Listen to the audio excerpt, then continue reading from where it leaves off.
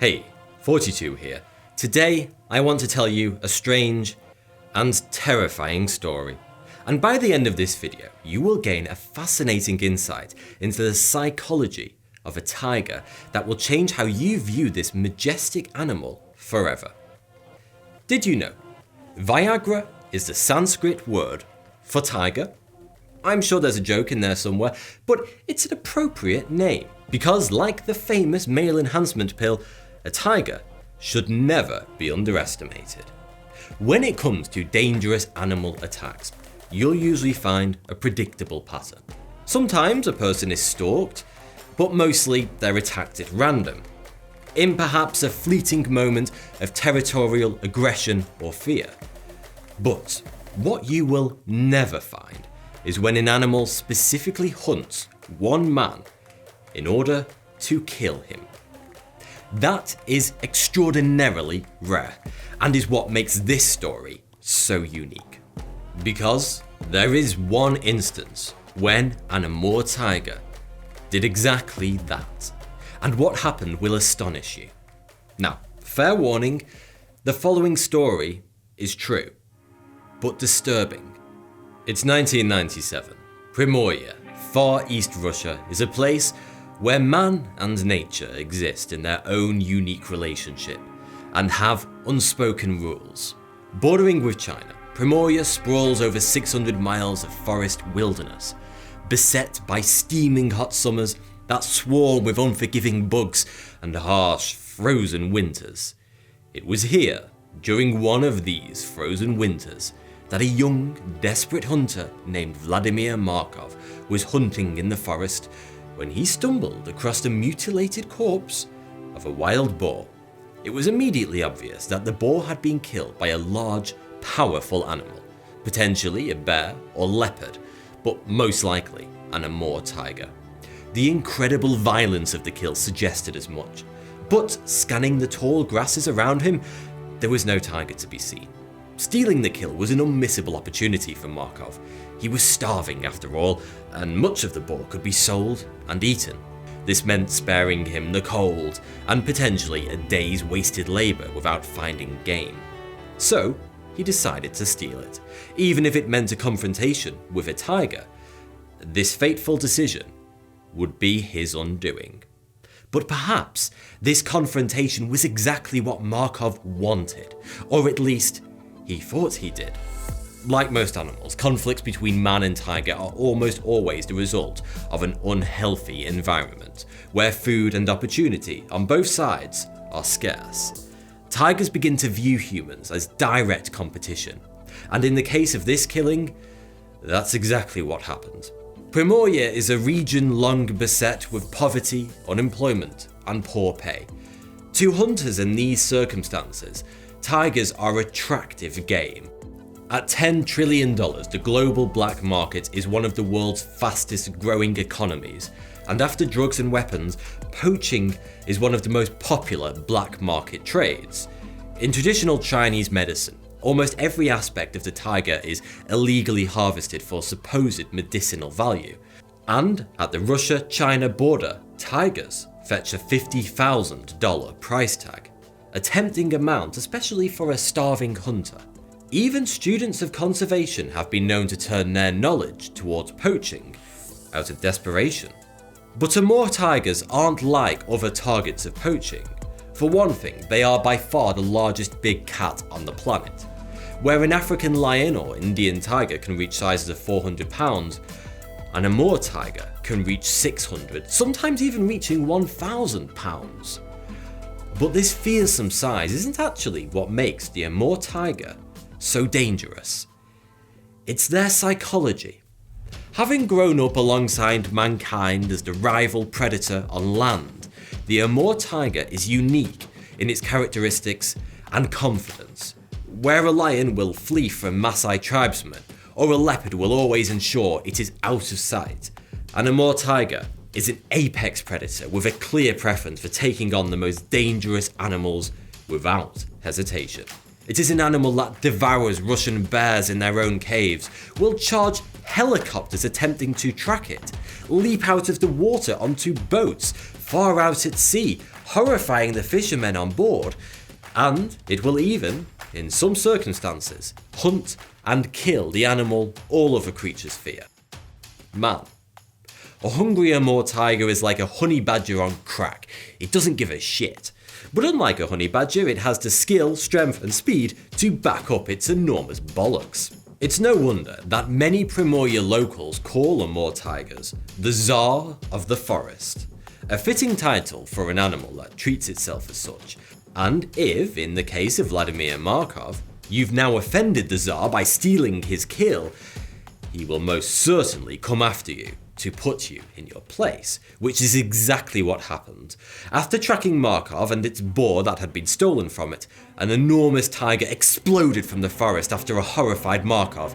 In a panic, he threw the boar to the ground, desperately opened fire onto the tiger, and escaped with his life into the forest. But little did he know the confrontation was far from over. Tigers are exceptional detectives, with a determined, singular focus. Because it was shot at close range, the tiger was easily able to identify the scent of who shot it, and triangulating which way its attacker had even fled, starting to track Markov down. No human tracker could replicate the skill of this incredible creature. To have its kill stolen was a transgression. But this man had gone a step further and dared to attack it. The tiger would find and kill this man. And find him it did. Returning to his cabin, Markov spent a sleepless night in terror. He knew, in the depths of his soul, that he was in danger, and that by the laws of the Primoria forest, he had committed a grave sin. To many of the natives, an Amur tiger is almost a deity. It is said that if it is watching you, you would never know it. They say a tiger can see you 100 times before you see it once. That it can pass through the long grass with only the faintest rustle and not a single twig broken under its paws.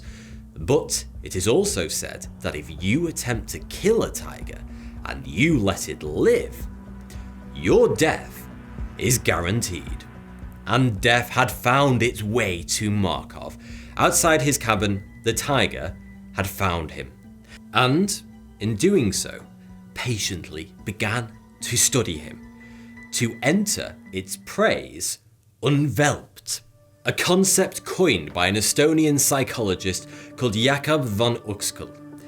An umwelt is the bubble world that every animal lives inside, what he perceives, wants, needs, what his habits are, who he is.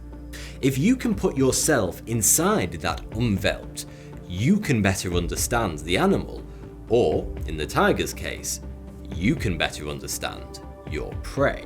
And when would be the most lethal moment to strike?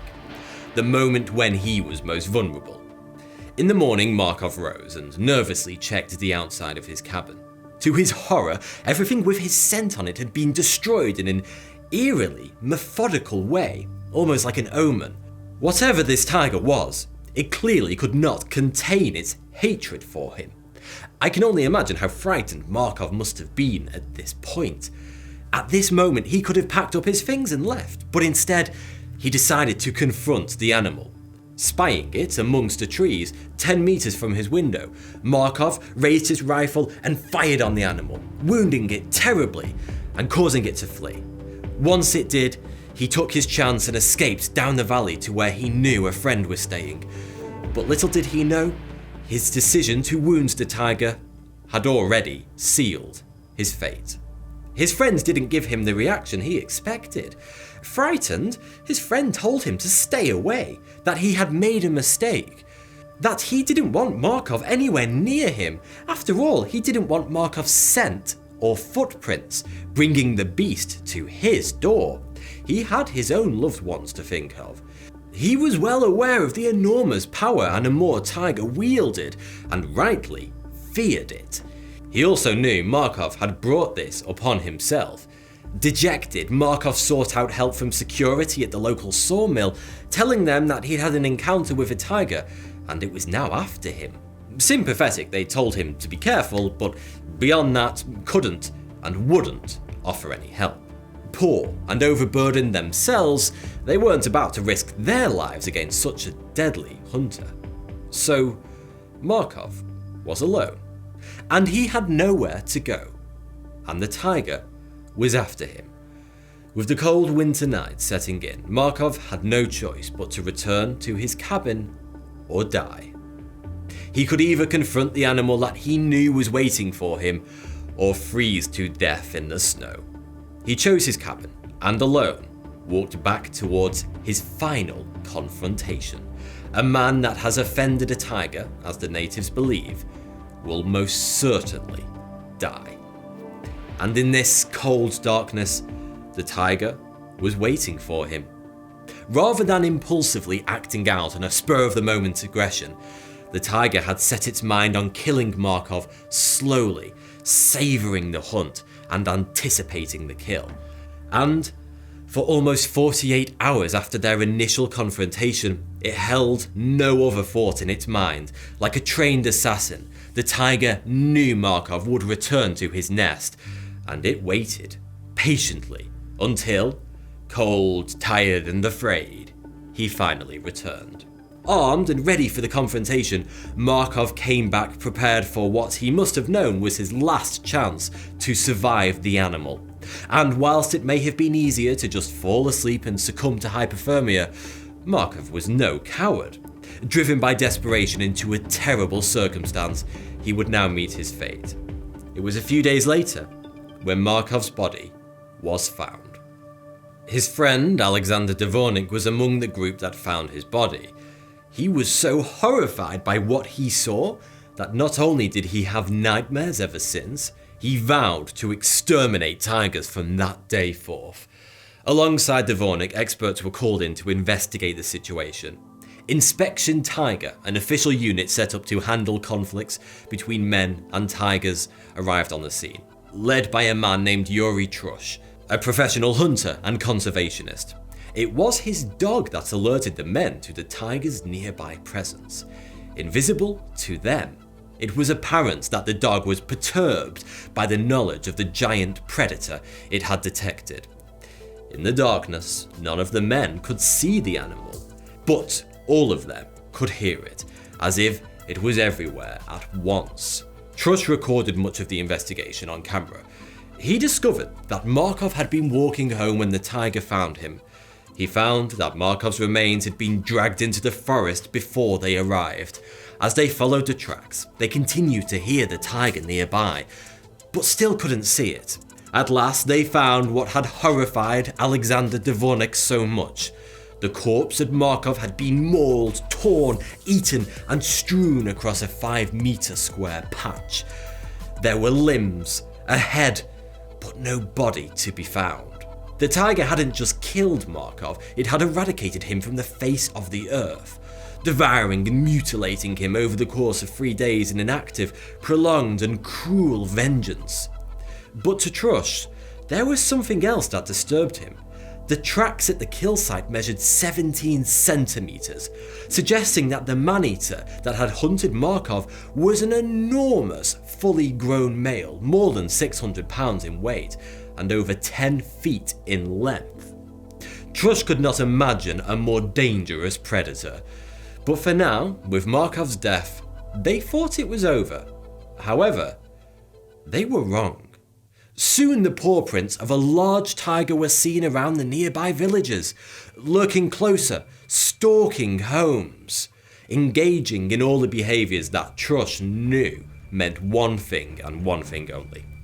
This tiger wasn't finished hunting men, and was now actively seeking them out. But for what purpose? Everyone was warned to stay out of the forest because a Maneater was lurking, and coming across it meant almost certain death.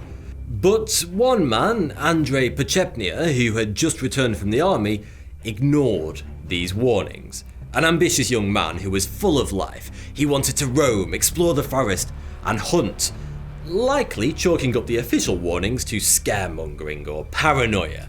His death was reported soon later. When the Inspection Tiger unit discovered his remains, there was nothing left of his body. Every inch of it must have been eaten. All that remained of Poaching was his clothing, all of which had been disturbingly removed and set into a neat pile, as if the tiger had carefully undressed its victim like husking an ear of corn. Only the bloody stains told the obvious story. This new attack led the Inspection Tiger Unit to make a final decision. The tiger had to be found and killed before it struck again. Its last known location had been a hunter's cabin that it had broken into. It had trashed a house and, lying on a mattress, had waited for an unsuspecting victim to return so it could kill it. Thankfully, nobody did, so it moved on. The tiger tracks indicated it was limping on 3 paws. Where a healthy Amur tiger can move over 100 kilometers in a single day, this one had been lying down to rest every 80 meters. Its right foreleg had been badly wounded, presumably by Markov. If this was true, then there was no way that the animal could hunt its usual hoofed prey, which would now be far too quick for it. Its only option for survival was to stalk slow, unwitting men. With this news, everyone hunkered down in the village as Inspection Tiger tracked the tiger through the forest, eventually coming to an open field. Once there, it became immediately obvious that the final meeting between the two hunters had occurred. Trush's dog became instantly nervous, agitated, and then afraid. It knew what the men could not. The tiger was there, and it was getting ready to strike. Suddenly, an enormous roar burst out from around the men, shaking them to their bones, and the tiger exploded from the tall grass directly at Yuri Trush. Each of the men, startled, then opened fire on the animal. The tiger flew at Trush as he shot, crushing him to the ground with its enormous, vicious body. Certain he was dead, Trush drove his rifle deep into the tiger's mouth and pulled the trigger. But when he came to, the tiger was dead, and he had survived. The tiger's claw would have shred through his bone, lungs, and chest, but instead it had lodged into his mounted walkie-talkie. Miraculously, that had saved him. And with the tiger dead, the nightmare was over. Helping Trush to his feet, the Inspection Tiger Unit began their autopsy, examining the animal's body for wounds, and skinning it to examine the pelt in fine detail. The autopsy and skin confirmed Trush's suspicions. The animal had been wounded many times, in particular by bullets and homemade bird shots that had ravaged and weakened its body.